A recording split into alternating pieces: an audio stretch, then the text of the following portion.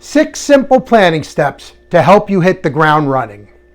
Greetings everyone, my name is Rob Baker with Matthews Cemetery Products, and today I am excited and privileged to bring my fellow cemetery professionals one piece in a 2-part series that I call Hit the Ground Running, Sales After the Lockdown. This segment of the 2-part series is entitled 6 Simple Planning Steps to Help You Hit the Ground Running. And it deals with the planning and strategy aspect of leaving this pandemic behind us and preparing for cemetery sales going forward. The other chapter in this series, which I'm also proud to bring you, is 4 easy, low-cost prospecting techniques as you hit the ground running, which focuses on lead generation techniques that you'll want to utilize as we start to pull away from this pandemic and head into the future. So let's get started with 6 simple planning steps to help you hit the ground running. In order to set ourselves and our sales team up for success as we wind down from the pandemic, we need to plan and strategize. These 6 steps, which I have personally used as a cemeterian, except for step 4, as this is the first pandemic that I've been through, these will help you clarify your mission and set you up on the path to success. Let's begin. 1. Write down your victories and wins as a sales force from the 6 months prior to the pandemic. Let me repeat that. Write down your victories and wins as a sales force from the 6 months prior to the pandemic. For many cemetery sales organizations, the pandemic interrupted traditional sales and goals. Many pre-need programs became at-need programs during the height of the pandemic. Going back to remember and celebrate what you were achieving is a great way to get back on track psychologically and geared up for the future. Now, I'm no fan of having a meeting just for the sake of having a meeting, but getting together for a luncheon in this case, or a little happy hour if that's more your cemetery style, is perfect to acknowledge those and get them geared back up for what's to come. Step 2. Write down what was not working for your sales force before the pandemic and why it didn't work. Let me repeat that. Write down what was not working for your sales force before the pandemic and why it didn't work. Now, don't be too quick on this one. Let's take a good close look here. Was the reason something didn't work due to an inferior program, or perhaps it was poor execution? Could some tweaking or training get it back on track? Let me give you a personal example from my career. About 15 years ago, I trained with 2 different cemetery organizations on learning the art of door-to-door cemetery sales, door knocking. One was a group in Pennsylvania and the other was a group in California. The people with little success would knock on the door. They'd be looking all disheveled, family emergency record guide just folded up. They'd already have a defeatist attitude going in. They would, head down, mumbling a 2-minute long introduction. Just wasn't working. The people with the most success showed up looking professional, had an optimistic attitude that shined through into their mannerisms and words, and they presented a crystal clear introduction mission statement in 30 seconds or less.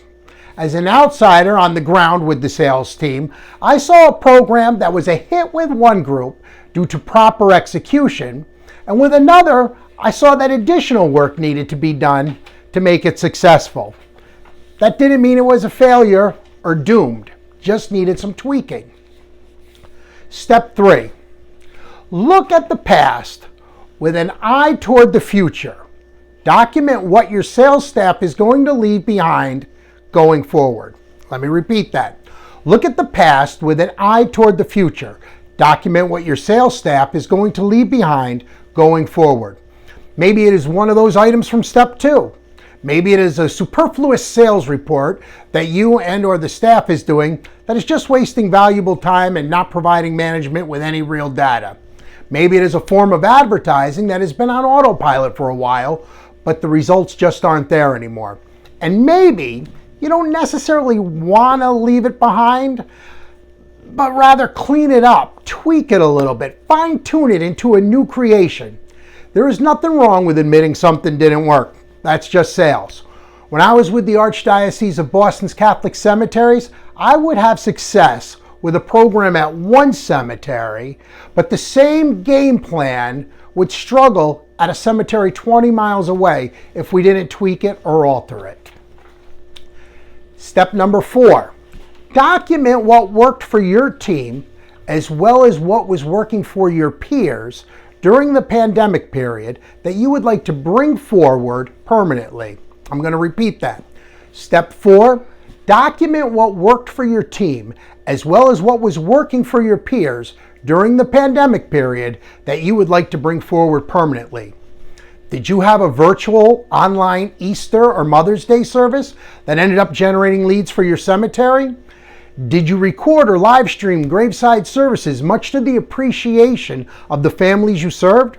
Did you sell pre-need by Zoom, Facebook Live, or another platform? Well, guess what? These new ways of conducting business and running the cemetery don't have to end, but rather should become a part of your game plan going forward. If anything, we should have learned how to optimize our offerings during these challenging times. And when I say take what worked for your peers, find out what your peers were doing. You might not have done it, but they might have done it, and you may want to take that going forward as well. Step number 5, document your sales goals for the next 6 months, 1 year, and 2 years. Let me repeat that. Document your sales goals for the next 6 months, 1 year, and 2 years. Even if we had done this before the pandemic, I am almost certain the goals have changed at least a little since the pandemic, like maybe obtaining computer upgrades and larger screens for virtual sales. Maybe your goals are also a bit more traditional, like a larger sales staff, funding a larger advertising budget, or perhaps increasing the percentage of your customers that buy memorialization and other ancillary items from you rather than an outside source. Be exact when documenting these goals. How many salespeople do you want to add on, and in what time frame? How much do you want your budget to increase, and where will that money come from? Or what percentage of memorialization is sold in-house, and where do you want that number to be? These time frames work as benchmarks or small steps. 2 years is built off of 1 year. 1 year is built off of 6 months. And 6 months is built off your weekly and monthly goals. And of course, even our weekly results and achievements are based on the work that we put in on a daily basis. Step 6, take these notes, formulate definable goals, and put forth a plan to achieve them. What we're going to do here is we're going to take all these notes and formulate them into one detailed and measurable plan. The more detail, the better. Time frames and dates are important. Include numbers you need to hit, people who will carry responsibility, actionable steps to obtain what you need, and realistic time frames. Create accountability for yourself up and down the organization. For example, if you're the sales manager, the sales counselors need to know the plan so they can be a part of it and help achieve it. If you are looking to spend more, let the general manager and or the finance person know what your goal is and what you will expect when those goals are achieved. When everyone in the organization knows the goal, and better yet, shares in the goal, it has a better chance of becoming reality. Those are 6 planning steps to help you hit the ground running. Now do the work that needs to be done. These steps aren't to be rushed through.